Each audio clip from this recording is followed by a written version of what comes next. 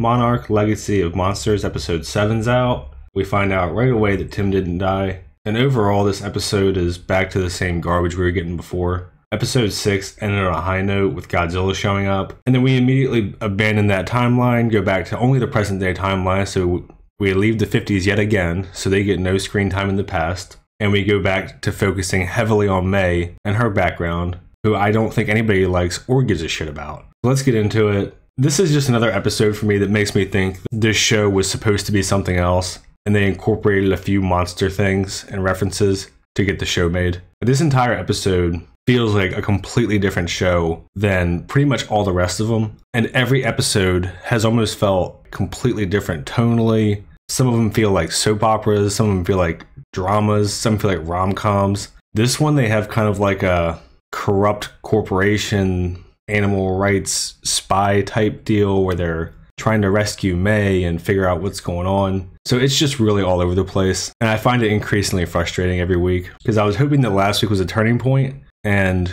it just turned right back around and went back to where we were. So right away we find out Tim's not dead. I said his death was lame in the last one, so I'm glad he's not actually dead. So our main group of three, which I'm not even going to call them protagonists at this point, they're just assholes. Our main three assholes are at the airport, May is in the bathroom, and this is a problem this show has just constantly. And it's not just this show, it's a lot of things, but it's something that I hate, where the characters are trying to be quippy, and it feels very insincere to how someone in this situation would actually respond. So right here, this is her saying, I've never actually been kidnapped before, how does this work? Like, is this the face that you make when you're about to get kidnapped in public? Is just like, I'm cool with it, who gives a shit? Movies and TV shows just keep doing it, and it really takes you out of the show. Because it makes it seem like they're never actually in danger, they're never actually afraid. It's like they know they're in a show, and they're just reading the script. Eventually, Kate and Kentaro were like, hey, she's been gone a while. So Kate goes into the bathroom to look for her, and she finds her passport, phone, wallet, all that crap. And again, we're supposed to have this evil, shady corporation, and they can't even kidnap somebody, right? Like, you leave behind literally all of her valuables in the bathroom so that if anyone looks, they'll find them in 2 seconds, which is what happens here. Just more incompetence from the antagonist of the show. We get a flashback to Seattle 3 years prior. May is talking to this woman who's running a big tech company and trying to hire her for a lot of money and get her involved in their research because she's the best programmer or whatever, which has been her defining attribute the whole show. And I'm just going to go ahead and throw it out there yet again, another woman in charge, and she's a minority, so it's a double victory for the culture warriors who wrote this garbage. But pretty much May is like having a tough time deciding because she doesn't want to just turn down that much money, but she also likes the freedom of being able to code whatever she wants. We go back to the present of the current timeline. Tim stumbles into the airport, and Kate shoves him and freaks out on him, even though the last time that she saw May was to tell her to go to hell. And this is all building towards something that I cannot stand at the end of the episode. And Tim's pretty much like, I just got knocked out of a helicopter in a desert by Godzilla. Get the hell out of my face. Which, you know, about time. Good for him. They have this conversation in the airport. Tim doesn't know about any deal with May. He kind of doesn't know what's going on. He praises their dad and kind of how much he exposed to this other world and Monarch and stuff. This entire conversation is pretty much just, what do we need the plot to do to make it keep going? The characters all just flip what they were doing previously. Kate is like, we had to find Dad. Kentaro's like, I don't want to find him. Now they're wondering if he was trying to wake up Godzilla. Tim is telling them that he was trying to stop G-Day from ever happening again. So every character, if you watch from episode 1 to this point, is just all over the place with their motivations. Like, they don't make any sense. There's no consistency. Kate, for the first half of the show, was like, screw him. He's an asshole. And for Kentaro, every decision that he made was to find him. They get within half a mile or whatever and actually see him. And then he's like, nah, I'm good. After they've traveled literally all around the world. And they're asking Tim to make a phone call and use some of Monarch's resources to help them find May. And they tell him that they will help him find Shaw. Which I think is kind of a bullshit deal when he has all the resources. But he agrees to it anyway, so whatever. Tim talks to his boss lady. She suspends him because he's back talking to her. And he's saying, I told you so, that we shouldn't treat these kids like criminals and they'd probably help us right now. Which is hilarious considering the first time that he met her, he forced his way into Kentaro's place and then tried to bag and grab Kate. And I guess he's been like passively resisting the way that they've been treated since then. But I'm not sure if you get to say I told you so after that. And Kate now wants to prioritize finding May just because. I don't know. She's saying that they can't give up on finding their dad now. But she's also willing to prioritize May, who betrayed them. Everybody's just a mess. Lee is back in Alaska, and he's taking the base over with the French lady, which I guess they can just do with a few guns, and there's no security there. We don't really know what the purpose of this is yet, but I can't even tell if they're trying to make him be a bad guy or he was a bad guy. Now he's doing stuff that looks bad, but he's not. None of his motivations are very clear. The lady that we saw earlier in Utah was in the bathroom, so she ran, and now she's outside and trying to call Monarch headquarters to let them know that Lee is there and what he's up to. And this is actually kind of a decent conversation we get back with Kate, Kentaro, and Tim, where he's just kind of talking about how smart their dad was and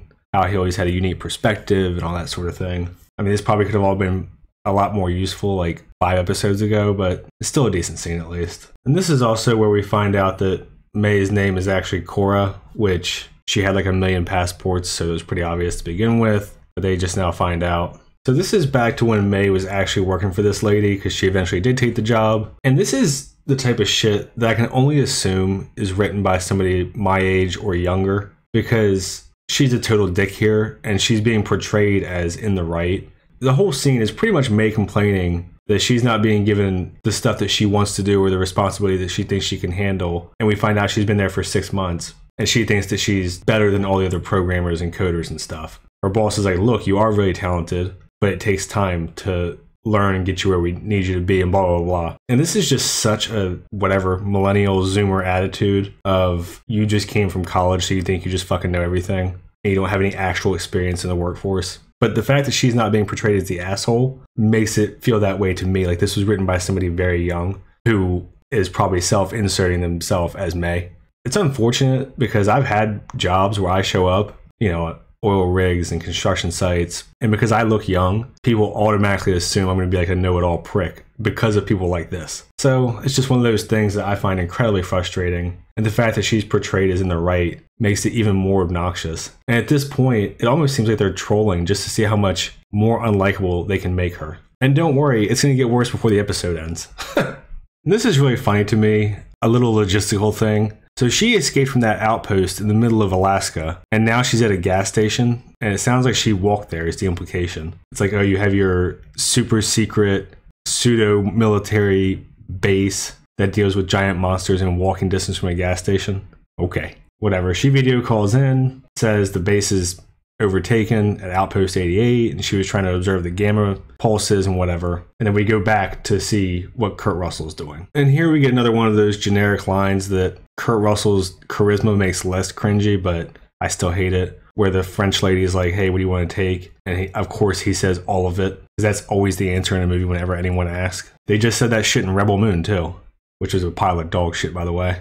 Kate, Tim, and Kentaro go to Cora's house / May. The daughter is like interrogating them about how they know her, and they say they know her from a manga club and they met her in Tokyo, and they're obviously lying, and nothing really important happens here, so I'm just going to skip all this. We find out that May hasn't been home in a couple years, which, again, we already knew that, so no big deal. The daughter leaves, they follow her, she knows she's being followed. So when I say daughter, I meant of the house. This is May's sister. And she's like, you guys need to leave our family the hell alone. We get all this bull crap where Kentaro's like, she likes this type of thing and this type of tech. And even though she thought I was a dumb loser, she helped me anyway, because he has to be the ass end of everything. And eventually they find out what company she's working for. So we find out about Applied Experimental Technologies, or AET, which is who she works for. And then we get another flashback where May did something, but we don't know what. And now she has to go on the run from this big ass corporation. We go over to the present timeline, and her boss lady's bitching at her about how she didn't have the moral authority to do what she did and blah blah blah. And May's like, I saw the research you were doing. So then we get a flashback again to when May actually worked there, and she just like breaks into their system, which you'd think like a black ops tech corporation would have good security, but she's the best, so whatever. And she finds out that they were experimenting on animals to try to make them more intelligent. And I believe this might be loosely tied into the tech that was used for Mechagodzilla in Godzilla vs. Kong. But I still think that nothing of consequence is going to happen in this show, because 99% of people who go see Godzilla in theaters aren't watching the show, just generally speaking. So anyway, this is another scene that I absolutely hate. And the dynamic here is pretty much May is like, if you were going to call the police or whatever, you would do it. So obviously you can't because the research was illegal. And again, the reason I hate this scene so much is because they clearly do like a black and white, right and wrong thing where May we're supposed to view as the hero for saving the animals, and the boss lady is just a bitch who is torturing animals for no reason. And I just hate the whole way that it's framed, because there's been so many chances throughout this show to make the antagonist interesting, and they just never do it. And this is one where you easily could have had her talk about how they were trying to cure Alzheimer's or whatever, like they did in Rise of the Planet of the Apes. And instead, she's just like bitching at her, and she can't really do anything, so she's completely toothless. And part of the reason I hate this too is because she says May destroyed millions, and I would actually think like tens of millions of dollars of research and years of work. And May's just sitting there like bored and unthreatened because she can't do anything. So it's like, how can you have a villain that has no power to do anything except whine? And they're also completely unethical and in the moral wrong. Like they don't do anything to make it better. So this whole episode is just kind of a slog, honestly.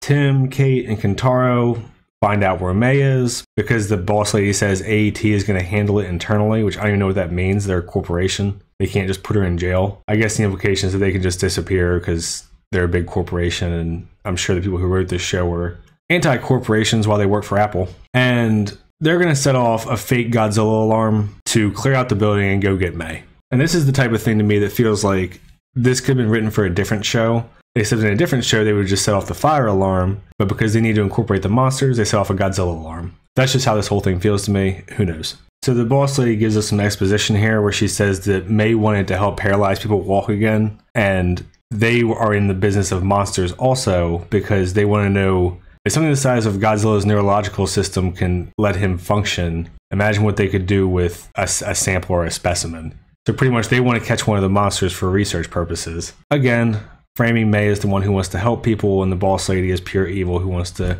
torture poor Godzilla. And there's also a line in here from Tim where he says that they've had this G-Day alert system, but they haven't gone public with it. Well, I won't say where I used to work, but I know someone who is working on a Twitter alert system for earthquakes. Like, there's no way that these things would just not happen after a 500-foot tall lizard destroys San Francisco, but whatever. Kate shows up with Tim and Kentaro. They see May. And we get this really moving reunion hug from two people with no personalities who I don't fucking like, who have no emotions. That scene dragged out for like 2 minutes of Kate being like, May, come with us, and May being like, oh, my name's not May, it's Cora, and blah, blah, blah. And if I go with you, this company's going to chase you guys and whatever. And it's all supposed to be really emotional and heartbreaking and blah, blah, blah. They've got like the little slow music in the background. And the actresses, I guess, are trying to tear up. I don't know. They just kind of stare at each other with blank faces. And then eventually the three of them leave. So they came for May and didn't get her. Monarch is waiting outside for these three, which is Tim, Kate, and Kentaro. His boss lady's there. I'll be honest, I have no idea how anyone's getting around anywhere. It just seems like they all teleport. But anyway, logistics aside, she's bitching at him for setting off a Titan alert. Tim's boss lady accepts the same deal that Tim wanted to, of letting Kate and Kentaro help with Shaw. Even though Monarch has all the resources and literally knows exactly where he's at Outpost 88, yet they need the help of two kids who've done nothing except solve some bullshit puzzles from pencil shavings and Indiana Jones lights on maps and whatever nonsense. The whole premise is just so absurd, it's hard to even take it seriously. But she's going to accept it because that's what the show needs to keep going. So May/Cora goes home because Tim's boss lady calls May's boss lady. And they have a big reunion and they're all super happy. Again, I just do not like May. I don't give a shit about her. We didn't really know anything about her family because her whole past was supposed to be mysterious. So this whole plot thread is just a waste of everybody's time. And here we go. Like I jokingly said, May and Kate look like they're going to end up together. At the beginning of the show, I predicted Kentaro, but they surprised even me. And this whole thing is just miserable to watch. Kentaro has been like treated like shit all season. And then he's going to get cucked by his own half-sister. Oh, man. I feel like I should insert the Mauler who wrote this soundbite in here. This is just unbelievable to me. And I'm pretty sure that this show was supposed to be some kind of love triangle drama that they couldn't get made, so they had to make it into this show. Which is why we only have like 45 minutes of screen time from the 50s. And then the rest of it is this love triangle bullshit with the random monster thrown in. She agrees with Tim, makes a public statement, and does kind of PR damage control, and tries to put Monarch and the public in a good light. Not really sure what to make of this yet. I'm assuming they'll get exposed later for being an evil corporation, but whatever. Here's a more obvious shot of the soon-to-be love interest, I suppose. And we get to see Kentaro looking all depressed because, well, he lost his dad, found out he had a half-sister, lost his girlfriend, and now his girlfriend's getting stolen by that half-sister, so... And here's a better shot of sad Kentaro watching his sister steal his girl. Oh, man. And we go back to Kurt Russell. He sets off a couple of bombs to get the giant ice titan thing to jump after their helicopter. Not sure why they fly so close that they can jump at them, but whatever. And they set off a bunch of bombs, and we get to see Kurt Russell cheering that the hole is closed. And I'll be honest, I don't know what the technology was. They didn't really say. To me, it looked like they just set off a bunch of bombs, and now this hole that Titans can come out of is closed. I'm not sure why Lee was needed and why he's the only one who could figure this out or anything else, but that's how they did it. So yeah, this episode was just straight back to what the whole season's been. Just this meandering plot that doesn't really know what it wants to be. Anything that could be interesting really isn't. All the antagonists are assholes. All the protagonists are assholes. And half the show is dedicated to love drama horseshit that no one cares about, full of characters you don't like. So I'm not going to keep going about this one. This was kind of a letdown, but also kind of expected. So not too much to say. Let me know what you thought.